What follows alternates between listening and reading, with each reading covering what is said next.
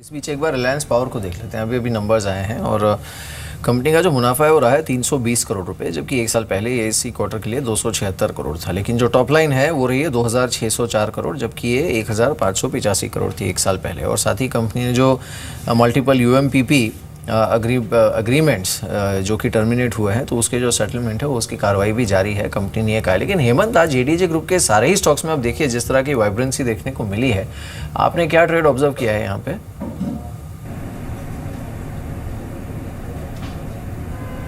ठीक है, मेरे हिसाब से एडीएजी ग्रुप में आज काफ़ी ओपन इंटरेस्ट लॉन्ग साइड पे ऐड हुआ है, which is a good sign, क्योंकि रोल ओवर्स इतने अच्छे नहीं हुए थे। तो आज पहले ही एक्सपायरी के पहले दिन काफ़ी अच्छा एडिशन होना इज़ अ गुड साइन। और मैं खासकर रिलायंस कैपिटल पर बहुत ध्यान रख रहा हूँ। वो स्टॉक आज फिर से 410 के ऊपर एक अटेम्प्ट किया है to sustain with back of 9% open interest addition. अगर वो 410 के ऊपर सस्टेन कर पाता है तो नेक्स्ट टारगेट 423 से 425 का बनता है। तो अगर आज आप जाते जाते देखते हैं कि 410 के ऊपर सस्टेन कर रहा है तो 408 के स्टॉप लॉस से आप लॉन्ग कर सकते हैं। दलजीत, एक स्पेस फार्मा, आज इसमें वाकई बाइंग इंटरेस्ट नज़र आ रहा है। स्पेशली फार्मा में जो स्ट्राइक कर रहा है स्टॉक वो है बायोकॉन, सिंजन। हिस्टोरिकली आपकी कमेंट्स मैंने आई थिंक मैंने सुने हैं इस स्टॉक पे। इन प्राइसेस पे आपका आउटलुक क्या है इस वक्त? वॉकहार्ट पे या फिर ऑरबिंदो फार्मा पे या बायोकॉन पे, सिंजन पे? देखिए, ऑरबिंदो फार्मा पे हमारा बाय कॉल है। वहाँ पे हमें जो है पसंद है, उसका ग्रोथ रेट भी अच्छा है और जिस तरीके की प्रोडक्ट पाइपलाइन है वो उससे उम्मीद है कि अगले 1.5-2 साल तक अर्निंग्स बहुत अच्छी चलती रहेंगी। हालांकि स्टॉक परफॉर्म नहीं किया है पिछले 4-5 महीने में, लेकिन हमारा वो इस साल का टॉप पिक्स में से एक स्टॉक है। तो ऑरबिंदो फार्मा हमारे लिए अभी भी बाई रेटिंग में है। जहाँ तक बायोकॉन का सवाल है, वहाँ पर हमारी होल्ड रेटिंग थी और टारगेट काफ़ी नीचे का था। आई थिंक 500 के आसपास का टारगेट था। मेनली हमें लगता है कि स्टॉक अभी ओवर प्राइस्ड है और बहुत ज़्यादा उसमें बिल्ड इन हो गया है कि एक्सपेक्टेशन, क्योंकि जो बायोकॉन के नंबर्स हैं वो FY18 के बाद से ही आना शुरू होंगे। बट पीछे शायद मॉर्गन स्टैनली वगैरह ने कुछ अपग्रेड किया था तो स्टॉक चल गया। हम लोग अभी भी उसमें से दूर रहेंगे। तो बायोकॉन, सिंजिन तो उसका ही रेप्लिका ही है। और वो कार्ड पे हमारा नेगेटिव व्यू है। जब तक उनका यूएस के इशू सॉल्व नहीं होंगे तब तक वहाँ पे कुछ खास नहीं हो सकेगा। चलिए, इस बीच स्टेट बैंक ऑफ इंडिया को आप देखिए, ये काउंटर अब 197 के पास इस समय 7% ऊपर। स्टेट बैंक ऑफ इंडिया 197 पर इस समय ट्रेड कर रहा है। और हेमंत, आप सही कह रहे थे कि अब जो 190 की कॉल वैसे ही बहुत महंगी हो चुकी है। इस समय आप देखिए 197 पर। इनफैक्ट कुछ ही देर में मैनेजमेंट भी अपनी कमेंट्री देगी। और आई थिंक ये जो रिएक्शन देखने को मिला है उसमें, क्योंकि जो फाइन प्रिंट है एक तो उसमें मार्केट ने डेफिनेटली कुछ ऐसा देखा है कि जिससे थोड़ा पॉजिटिव व्यू है। एक बार सोमवार के लिए जो BTST कॉल्स है वो देख लेते हैं, then will come back to SBI। Sakshi हैं हमारे साथ। साक्षी, बताइए। शुक्रिया महेश। शुरुआत करेंगे लोकेश उप्पल की कॉल्स के साथ। इन्होंने मैरिको पे आज खरीदारी की सलाह दी है। टारगेट उन्होंने बताया है 262 का, स्टॉप लॉस हमें लगाना है 251 का। ऑयल इंडिया इनकी दूसरी कॉल है और यहाँ पर भी बुलिश राय है इनकी तरफ से। टारगेट बताया इन्होंने 359 का, स्टॉप लॉस हम मेंटेन कर सकते हैं नीचे में 345 का। जय ठक्कर की तरफ से राय है, इन्होंने भी 2 BTST कॉल्स दी हैं। परसिस्टेंट सिस्टम्स इनकी पहली कॉल है। टारगेट बताया 749 का और नीचे में हम स्टॉप लॉस लगा सकते हैं 721 का। इलाहाबाद बैंक पर ये बुलिश है। टारगेट बताया 53.75 और स्टॉप लॉस हमें होल्ड करना है 50.50 के हिसाब से। और साथ ही प्रदीप सुरेखा की तरफ से 2 कॉल्स हैं। अदानी पोर्ट पर इन्होंने खरीदारी की राय दी है। टारगेट जो इन्होंने बताया 199 का और स्टॉप लॉस हम नीचे में लगा सकते हैं 186 का। इनकी आखिरी पिक जो है वो है रिलायंस इंडस्ट्रीज पर, बुलिश राय है। टारगेट बताया है 1010 का, स्टॉप लॉस हम नीचे में लगा सकते हैं 952 का।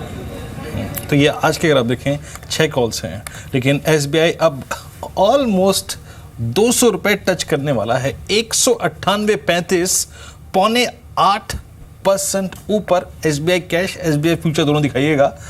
और देखिए आज मज़ा उठाया है सरकारी बैंकों ने। SBI BOB को देखिए, इस वक्त ऑलमोस्ट ये है कि डिजिटल में कारोबार कर रहा है।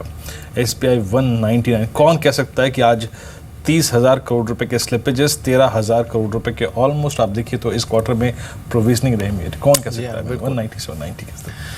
अच्छा जब होता है मार्केट तब वो अच्छी चीजें ही देखता है। वही शायद SBI में भी हो रहा है कि चलो finally pain is getting out of the system. इसका मतलब क्या है? बाजार ने जो वक्त दिया है SBI को। नहीं, इसमें तो बड़ी चीज ये है कि अब अब अगर ये ये ट्रेंड अगर कंटिन्यू करता है तो हेमंत अगर PSU बैंक्स का, आपने सही कहा कि निफ्टी बैंक में इनकी वेटेज काफ़ी कम हो गई है, लेकिन अगर इन्होंने कैचअप करने की शुरुआत की PSU बैंक्स ने, स्पेशली स्टॉक लाइक SBI, जैसे आप प्योरली फंडामेंटल वैल्यूएशन पर देखिए तो अभी भी कहाँ ट्रेड कर रहा है, अगर इन्होंने कैचअप करने की शुरुआत की तो ये जो कैचअप का प्रोसेस है specially of stock like SBI, वो अपने आप में इंडेक्स के लिए बड़ा थ्रस्ट होगा।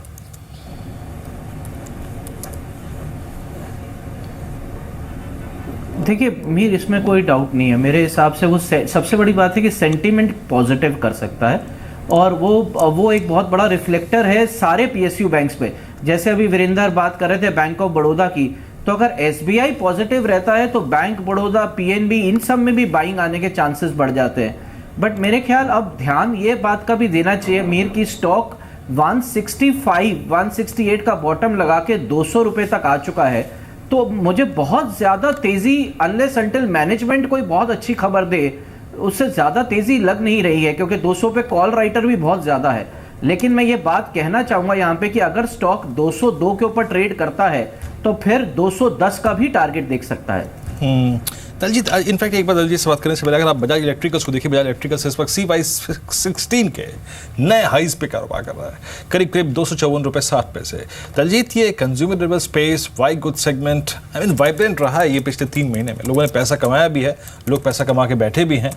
अब स्टेट ऑफ कन्फ्यूजन ये है कि ये ट्रेजेक्ट्री आपने इस बिलीफ में देख ली कि Q1 FY16 का अच्छा होगा, Q2 भी अच्छा होगा। ये प्राइसेस जस्टिफाई करते हैं बजाज इलेक्ट्रिकल्स, हेवल, कॉम्प्टन गिव्स, या फिर आप इन प्राइसेस में निकलना चाहेंगे एक बार?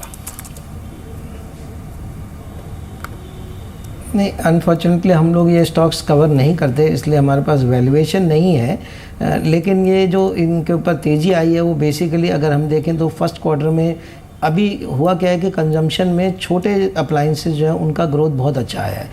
इवन एसीज़ का ग्रोथ बहुत अच्छा आया है, और फैंस का, कूलर्स का, सबका ग्रोथ अच्छा है। तो अभी ये सब कंपनियां लगभग सभी चीज़ों में है, तो आई थिंक वो उसका एक दूसरे का रब ऑफ चल रहा है। अब वैल्यूएशन तो देखना ही पड़ेगा ऑब्वियसली कि किस वैल्यूएशन पे लेना चाहिए, क्योंकि हम कवर नहीं करते इसलिए मुझे मालूम नहीं है इन कंपनीज़ का वैल्यूएशन क्या है। बट एक दूसरा एक एंगल ये भी है कि अगले क्वार्टर में कुछ ये 7th पे कमीशन प्लस ये मानसून का कुछ बेनिफिट, तो जो रूरल सेगमेंट एकदम रुका हुआ था वो भी चल सकता है। तो हो सकता है कि कंजम्पशन लेड स्टोरी जो है वो बन सके, और वहाँ पर लोग इसको खेलना चाहेंगे। बट अगर इस स्पेस में खेलना है तो मेरे ख्याल से Voltas is the best story. हम लोग वोल्टास के साथ जाएंगे बजाय ये सब बाकी दूसरी कंपनियों के साथ जाने के।